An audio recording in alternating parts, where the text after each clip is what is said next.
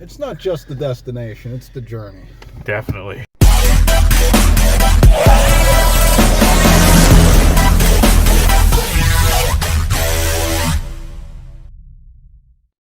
What's up, guys? Welcome back to another video. Today we're gonna go look at some used cars that I might buy. Well, we're gonna go look at two specifically. They're SUVs. Figured I'd bring you guys along because I did do a couple of videos a few years ago about what to look for when you go and purchase used vehicles. I believe I did also cover private sellers, mom and pop dealerships, and I'm not sure if I did one for a big dealership or not, but I will link them down in the description for you guys. We are heading out to pick up my buddy Carlos, so he will be in the video with me as well, and we're gonna go look at a Suburban and I want to say it was a Ford Windstar, might have been a Ford Freestar, but I'm gonna take you guys along, show you what I look for when I look at a car, and things that you could probably do as well. Now, there are some things that I'm going to do that maybe you guys won't do or can't do, but there are ways around it, and we'll explain that as we get there. And when we get there... Text message from Carlos. Alright guys, we picked up my friend Carlos. We're going to go look at this car. It's about an hour drive. I don't know if the lady with the Suburban is going to let us film it. The guy with the minivan already said he was cool with it, so we will get some shots on the road, and if anything, we'll bring it up along the way, but hopefully we'll see you guys at the Suburban. If not, we'll see you at the minivan.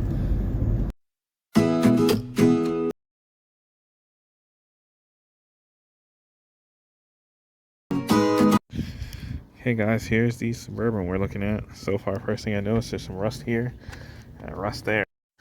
Guys, with this type of thing, when you're looking at a used car, you definitely want to climb underneath like Carlos is. Check the frame, check everything, look for rust, any holes, anything like that. Like I said, if you have a mechanic friend, bring a mechanic friend with you. An extra set of eyes always helps too.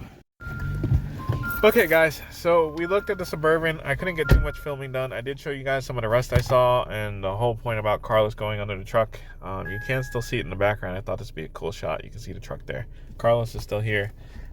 That's another thing I should mention is the Facebook post. Make sure it's accurate, because in the post it said it was 170,000 miles. We got here, it was 260,000 miles. So that's a big discrepancy. Now, I understand some of these cars are going to be daily driven. So if they put like 175,000 and you get there and it has 176,000, fine. But almost 100,000 mile difference is kind of a big jump. But we are heading to go look at I want to say it's a Windstar. It might be a Freestar, but a minivan. Ford minivan. We're gonna go check that out, and we'll see you guys at that one. All right, guys, so we're stopping here at this dealership. They are not open on a Sunday, but shout out to them for having such great cars. Look at some of these freaking cars. We're gonna look at some of the classics. There's gonna be short videos for these classic cars on the channel coming out probably after you see this video, but look at all the classics and some of the nice ones. Hey, look, there's Tahoe. Look, whoever told you you can't put a Christmas tree on top of a Chevy Bel Air lied to you. Look at this. This guy is hauling a Christmas tree with his Chevy Bel Air. Come on. And you can't put a tree on the top of your Honda. Okay, you guys, bunch of pansies. Look at this fucking classic with another tree on top of it, man. These guys really know how to ride. Look, just Christmas tree on top. They have the body trunk on the back, but a Christmas tree on the roof. So guys, with these road trips, it's always important to have some fun along the way, especially when you see classic cars and you do a car YouTube channel. If you gotta stop and see some of these things. And Carlos pointed out this classic over there that I don't know what it is, but hey, it was nice.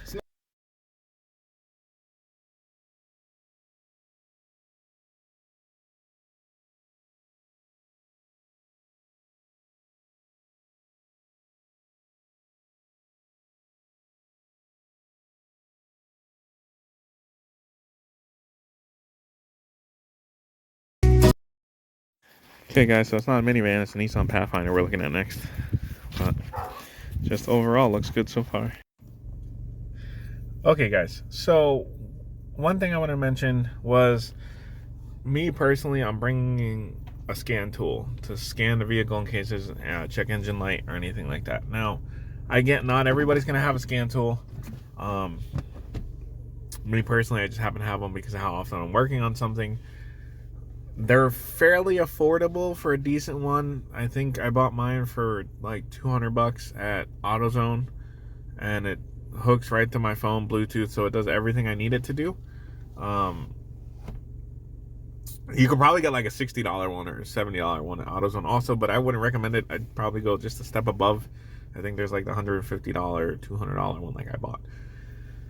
Now, there are ways around this. If there is a check engine light, sometimes they'll tell you what the check engine light is on for. Now, obviously, you got to take that at face value because people can lie about that type of thing. I'm driving about an hour away to go look at the first one, and probably about half an hour from my house to look at the second one. But what I wanted to mention is, depending where you're messaging these people or how you're talking to these people, like these ones I found on Facebook. So I was messaging them, and I got pictures of the interior, the undercarriage, like if there was any rust or anything that they noticed, like major rust issues, the engine bay, any tears in the interior, or anything that was damaged or dinged up that they think might affect me wanting it. And, you know, they sent me, some people are more likely to send you the pictures. The two that I'm going to look at, they sent me tons of pictures. The one sent me like 20 or 30 pictures of what I wanted to look at. The other one had 15 or 16 pictures on the post already and sent me another 15 or 20 pictures after the fact when I asked about it. So that's number one. Definitely, like, if you're buying it on Facebook, and it's a drive from your place, make sure you do your research on it. See as many pictures of it as you can. If they can send you a video of it running, anything to save you a trip, because you don't want to drive an hour or more from your place to purchase a vehicle or to look at a vehicle and it ends up being crap. Now, places like Craigslist and things like that, like, you might be able to get more pictures from them on Craigslist, but it's a little And obviously, like, if you're driving around your city or whatever, you see a for sale sign, never hurts to stop, take a look at it if it's something you're interested in. Get the phone number, call them, that type of thing. And if it's in your city, it's what, 5 minutes, 10 minutes from your house. In my case, we're driving an hour to go look at it. But I guess know what you're looking for and we'll know what you're looking at. That's important. All right, guys, so here's the minivan I said we were gonna go check out. We checked all the fluids. It is a little low on coolant. It does have a little bit of oil, but so far no issues. We test drove it, we drove it around, we put it in reverse, we put it in overdrive, took it out of overdrive, all the fun stuff. The interior is clean. It's inspected till July, which doesn't really matter too much because I think I got 30 days to get it inspected in Pennsylvania again, so that's not gonna matter. New tires on the front. Like, this is the kind of vehicle you want to invest in, want to find and purchase. This guy has owned it since almost 2013. Wow, I'm tongue-tied. Right before he's selling the car, he put injectors in, he put plugs in, complete front end overhaul with the braking system. And you can see the parts that were replaced. They're clearly newer than the ones that weren't. And the most important thing, he supports the statements with paperwork. And then we are going to let it get to operating temperature and make sure it doesn't overheat, because there is some smoke coming out of the tailpipe, but it is cold. It just got started, so that might not be anything, but if that continues, could be an issue. Okay, guys, so we settled on the minivan. It does need an oil drain plug, which is a $5 part. Easy to replace. It's gonna need an oil change anyway, because I do oil changes every time I buy a vehicle, even if it was recently done, just for my own sanity, so I know what kind of oil's in there, because sometimes those places lie about what kind of oil they put in when you get a change in places. But I will see you guys back in the van. All right, guys, so we are in the minivan. Really clean interior. The only issue that I found was a leaking drain plug, which is fine, because I think you're supposed to replace those like every 100,000 miles anyway, or 80,000 miles, something like that.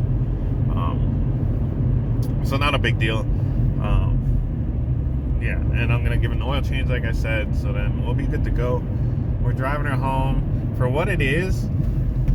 It's an 03 Ford Windstar, so there's gonna be content coming up. There'll be an oil change video and that type of thing. It is a solid van. Great suspension, great steering, no major issues, nothing like that.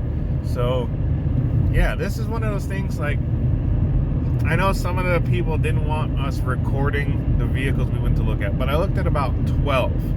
Okay, in the last 3 or 4 days, I looked at about 12. And each one, obviously for the price range, because I was looking for around $3,000. So in that price range, obviously a lot of what you're gonna find, especially since I was looking for something bigger, is gonna have some kind of issues, okay? This one was kind of what you would call like a diamond in the rough type of thing. Like, there was no... He's owned it since 2013, and he's had paperwork for all the stuff that he had done on it. It's got low mileage. It's 137,000, which is low for a 2003, okay? Sometimes you get the 2003s and they're like, you know, 300,000 miles, 260,000 miles type of things, and they're trying to get rid of it because it's finally routing out or something. But to get an 03 with only 137,000 miles is great. That's low mileage, and like I said, it's great condition.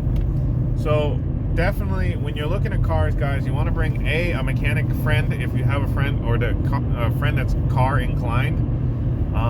Always bring an extra set of eyes.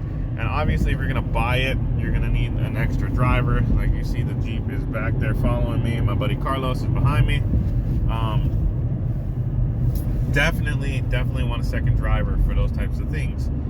Now, and you want to make sure you look over everything. Like you saw, Carlos was underneath the Nissan. Like, we were underneath it. We checked the fluids. We were in the hood checking everything.